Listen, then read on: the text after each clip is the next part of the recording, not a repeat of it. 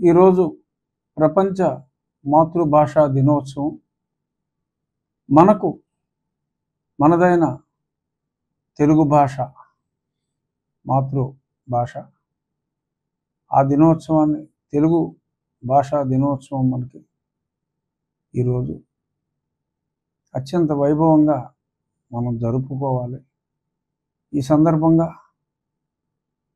కవితలకు, తెలుగు కవిత్వానికి మరి ఆదికవి నన్నయ భట్టారకుడు గారిని మనం తలుచుకోవాలి. 2000 సంవత్సరాలు పైబడి మనుగడలో ఉన్న అత్యంత విశిష్టమైన భాష. శ్రీకృష్ణదేవరాయలు ఆయన మాతృభాష తులు అయినప్పటికీ తెలుగు భాషలోని మాధుర్యాన్ని ఆయన ఆస్వాదించిన తర్వాత దేశ భాషలందు తెలుగు లెస్స అని ఆయన కవుల్లో ఉన్న అష్ట దిగ్గజాలు కూడా అందరూ కూడా అలసాని పెద్దన్న కానీ, నంది తిమ్మన్న కానీ, అందరూ కూడా దుర్జటి కానీ, అందరూ కూడా ప్రఖ్యాతిగాంచిన తెలుగు కవులు, ఎన్నో గ్రంథాలు రచించిన మహానుభావులు. ఆ తర్వాత వ్యావహారిక భాషలో గిడుగు రామ్మూర్తి గారిని మనందరం గుర్తుంచుకోవాలి. ఎందరో మహానుభావులు తెలుగు భాషకి పట్టాభిషేకం చేసి ఈరోజు మరి ప్రపంచంలో సుమారు 15-16 కోట్ల మంది తెలుగు భాషని మాట్లాడుతున్నారు. ఇటాలియన్ ఆఫ్ ద ఈస్ట్ అని ఎందరో అన్నారు. సరే, దురదృష్టం మరి గతంలో కొందరు రాజకీయ నాయకులు మాతృభాషను కాదనుకుని పరభాష నేర్చుకోవాలి, అవసరమే. మన మనుగడలో మరి ప్రపంచమే చిన్నగా మారిపోతున్న రోజుల్లో world is becoming two small day by day. మరి కొన్ని ఇతర భాషలు నేర్చుకోవాల్సిన అవసరం ఉన్నప్పటికీ మాతృభాషను మర్చిపోయి మరి ఇతర భాష వ్యామోహం, పరభాష వ్యామోహం, పరస్త్రీ వ్యామోహం కన్నా కూడా చాలా దారుణమైనది. మరి అటువంటి పరభాష వ్యామోహితుల్ని సరే ప్రస్తుతానికి మనం పక్కన పెట్టగలిగాం. మన భాషని ప్రేమించే వాళ్ళని దగ్గర చేర్చుకున్నాం. తెలుగు భాష గురించి ఎన్టీ రామారావు గారు ఆ రోజుల్లో మరి తెలుగు భాష మనది, నిండుగా వెలుగు భాష మనది, వచ్చిండన్నా వచ్చాడన్నా, అంటే వచ్చిండు అని అన్నా, వచ్చాడు అన్నా, వరాల తెలుగు ఒకటేనన్నా అని మనకు ఈ మధ్య కాలంలో తెలుగు భాషకి ఒక గ్లామర్ అద్దింది స్వర్గీయ నందమూరి తారక రామారావు గారు, మహానుభావుడు. వారిని కూడా ఈ సందర్భంగా స్మరించుకోవాలి. మాతృభాష గురించి మన వెంకయ్యనాయుడు గారు ఎప్పుడూ చెప్తూ ఉంటారు, కళ్ళజోడు లాంటిది పరభాష, కళ్ళు మాతృభాష అని. నెల్సన్ మండేలా గారు ఆయన చెప్పింది, అవతల వాడికి కాస్త తెలిసిన భాషలో చెప్తే అది తలకెక్కొచ్చు, కానీ అతని మాతృభాషలో మనం చెప్తే అది అతని హృదయానికి నాటుకుంటుంది అని నెల్సన్ మండేలా గారు కూడా మాతృభాష గురించి, మన తెలుగు భాష గురించి కాదు, ఎవరి మాతృభాషని, మన సంస్కృతి, మన సాంప్రదాయం, మన విలువలు అన్నీ మన మాతృభాషతో ముడిపడి ఉంటాయి. మరి అటువంటి భాషని అగౌరవపరచడం అంటే అంతకంటే అన్యాయం ఉండదు. తమిళనాడులో మీరు చూడండి, స్టాలిన్ గారు, ఎవరైనా అప్పుడు కరుణానిధి గారు కానీ, అవసరమైతే తప్ప అవతల వాడికి ఈ భాష రాదు అనుకుంటేనే వారు నేర్చుకున్నప్పటికీ కూడా ఆ భాషనే జస్ట్ కమ్యూనికేషన్ కోసం వాడతారు తప్ప ఏదో అవసరం లేని చోట ఇంగ్లీష్ మాట్లాడరు. మాతృభాషకి వారిచ్చే విలువ తమిళనాడుని చూసి మనం నేర్చుకోవాలి. మన భాష మనం మాట్లాడటానికి, మన భాష మనం బాగా మాట్లాడటానికి, భాష వచ్చినప్పటికీ కూడా కొంతమంది భాష రానట్టు యాసగా మాట్లాడే ప్రయత్నం చేస్తూ ఉంటారు. ఆ భాష మాట్లాడినప్పుడు మీకు కావాల్సిన స్లాంగ్ మాట్లాడండి. బట్ సాధ్యమైనంత వరకు మన ఎదురుగుండా తెలుగోడు ఉన్నప్పుడు తెలుగులో మాట్లాడుకుందాం, వేరే భాషలో వద్దు. తెలుగు భాష ఔన్నత్యాన్ని మరి కడపకు మరి అప్పుడు అసిస్టెంట్ కలెక్టర్గా ఉన్న బ్రౌన్ దొర మరి నిఘంటువు, తెలుగు భాష నిఘంటువు ఎన్నో గ్రంథాలని ఆయన పరిరక్షించాడు.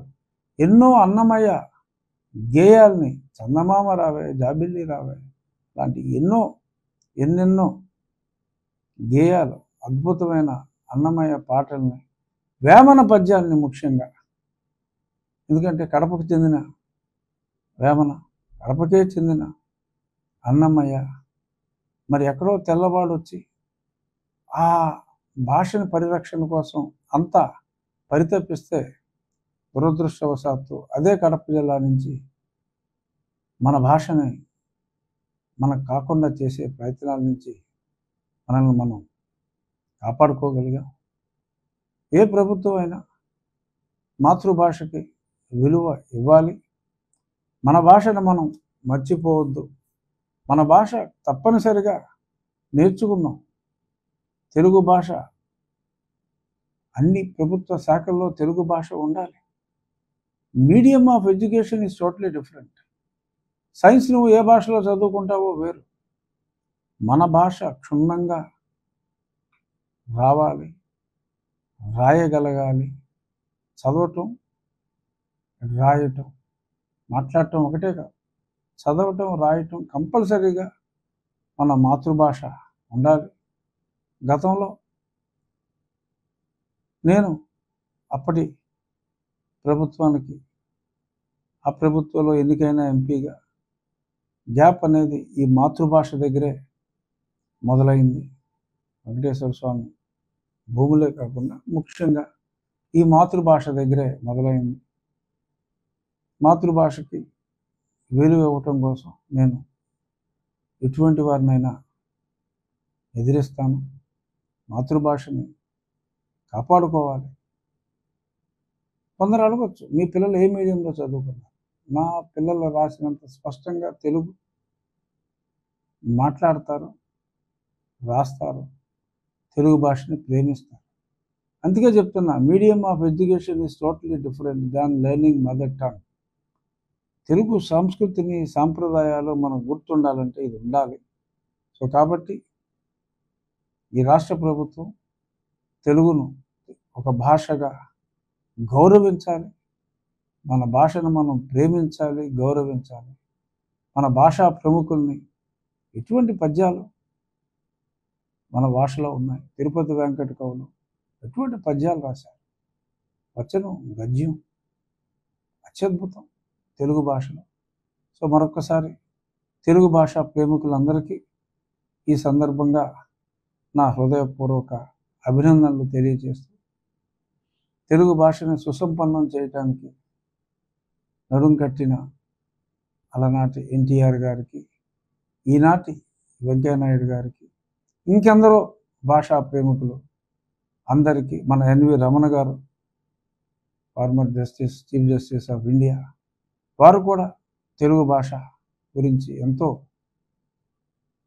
మరి కష్టపడి ఎన్నో సమావేశాల్లో పాల్గొన్నారు. అలాగే ఈనాటి మా శాసనసభ్యుల్లో మండలి బుద్ధప్రసాద్ గారు తెలుగు భాషకి వారిచ్చే ఆ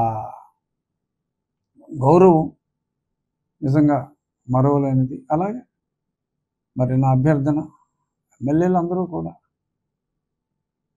ఎమ్మెల్యేలనే కాదు, వారి వారి నియోజకవర్గాల్లో కంపల్సరీగా తెలుగు అనేది అధ్యయనం చేయని వారు లేకుండా ఉండాలి అని చెప్పి ఈ మంచి రోజు మనం అందరం ప్రతిజ్ఞ చేద్దాం. తెలుగు భాషను ప్రేమించే వాళ్ళనే మనం ప్రేమిద్దాం. పరాయి భాషని ద్వేషించమంటున్నాం. మన భాష కన్నా పరాయి భాష అని ప్రేమించే వాళ్ళని మార్చుదాం, వాళ్ళ మైండ్ సెట్ మార్చుదాం. జై తెలుగు, జై తెలుగుదేశం. Thank you.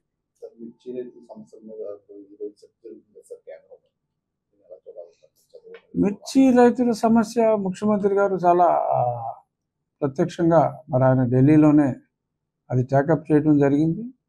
దీనికి శాశ్వత పరిష్కారం డెఫినెట్గా ఆ స్పైసెస్లోంచి ఆ మిర్చిని సెపరేట్ చేసి, మరి మిర్చి అంటేనే గుంటూరు కారం, మరి మిర్చిని ఒక మిర్చి బోర్డు లాస్ట్ టైం ఎలా అయితే పసుపుకి ఒక సపరేట్ బోర్డు ఏర్పాటు చేయడం జరిగిందో స్పైసెస్ నుంచి తీసి, డెఫినెట్గా ముఖ్యమంత్రి గారు ఈరోజు తలుచుకుంటే ఆయనకున్న విశిష్టతకు డెఫినెట్గా ఇక్కడ కూడా కూటమి ప్రభుత్వమే ఉంది కాబట్టి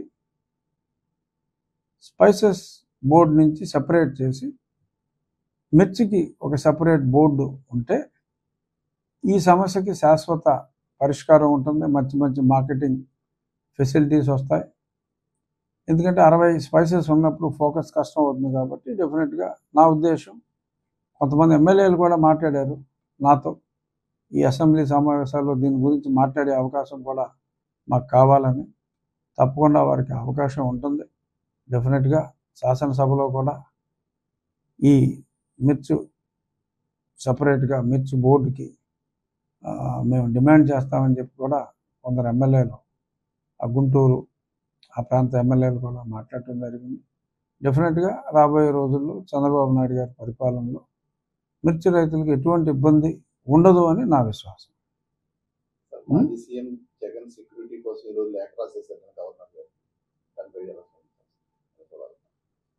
అంటే అసలు ఎలక్షన్ కోడ్ ఉన్నప్పుడు జగన్మోహన్ రెడ్డి గారు వెళ్లకుండా ఉండాల్సింది. అనుమతి కూడా ఇవ్వలేదు నాకు తెలిసిన ప్రకారం. అనుమతి లేని చోటకి మరి వెళ్ళినప్పుడు ఆయనకున్న పర్సనల్ సెక్యూరిటీ ఆయనకున్నారు. మిర్చి యార్డ్లో సెక్యూరిటీ పెట్టలేదనేది అభియోగం. ఆయన మిర్చి యార్డ్కే వెళ్ళకూడదు అనుకున్నప్పుడు మిర్చి యార్డ్లో సెక్యూరిటీ ఎందుకు పెడతారు? ఈయనకే లెక్కలేనంతమంది సెక్యూరిటీ ఉన్నారు ఆల్రెడీ. ఆయనకున్న సెక్యూరిటీయే ఎక్కువ. సో కాబట్టి ఇంకా సెక్యూరిటీ ఇవ్వలేదు అని బాధపడటం అర్ధరహితం. ఎందుకంటే వాళ్ళ తెలుగు భాష మాతృభాష దినోత్సవం కాబట్టి ఎక్కడ పరభాష పదాలు రాకుండా చూసుకుంటున్నాను. వారి ప్రతిపాదన, గవర్నర్ గారికి వారు ఇచ్చిన ప్రతిపాదన అర్ధరహితము అంటే అర్థము లేనిది అని, రహితము అంటే లేనిది అని, అర్థము లేని ప్రతిపాదన ఒకటి గవర్నర్ గారికి ఇచ్చారు. ఇంట్లో కూర్చోవలసి వచ్చినప్పుడు పబ్లిక్లో తిరగకుండా కూర్చోవాలి. ఆయన సెక్యూరిటీ ఆయనకు ఉంది కాబట్టి దానికి సంతోషించాలి.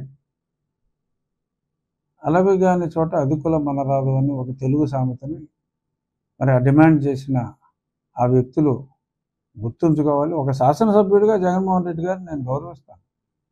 కానీ మరి ఆయన ఎలక్షన్ కోడ్ ఉన్నప్పుడు అక్కడికి వెళ్ళటానికి వీలు లేదు, పర్మిషన్ ఇవ్వనప్పుడు ఆయన చట్టాన్ని గౌరవిస్తారని పోలీసులు భావిస్తారు తప్ప ఆయన ఇలా చట్టాలను అతిక్రమించి ఎక్కడ పడితే అక్కడికి వెళ్ళిపోతారని, అక్కడికి మళ్ళీ ఈ పోలీసులందరినీ కాపలాకి ఆయన కోసం కాపలాకి పెడతారని, ఆయనకు అంత భయం ఉన్నప్పుడు ప్రజల్లో మమేకం అవటానికి ఆయన వెళ్ళినప్పుడు మళ్ళీ ప్రత్యేకంగా పోలీసు రక్షణ కావాలంటాం, ఆయనకు అంత సొంత రక్షణ ఉన్నప్పుడు కూడా మరి అలా మాట్లాడటం మరి ఏమని చెప్తాం? కొన్ని పదాలు మనం వాడకూడదు. మాజీ ముఖ్యమంత్రి, ఎమ్మెల్యే. సో కాబట్టి ఒక ఎమ్మెల్యేగా ఆయన గౌరవిస్తూ, ఒక మాజీ ముఖ్యమంత్రిగా కూడా ఎన్ని తప్పులు చేసినప్పటికీ ప్రజలు శిక్ష విధించేశారు కాబట్టి మాజీ ముఖ్యమంత్రిగా ఇటువంటి అసందర్భమైన అర్థం పర్థం లేని డిమాండ్లు భవిష్యత్తులో వారు చెయ్యరు.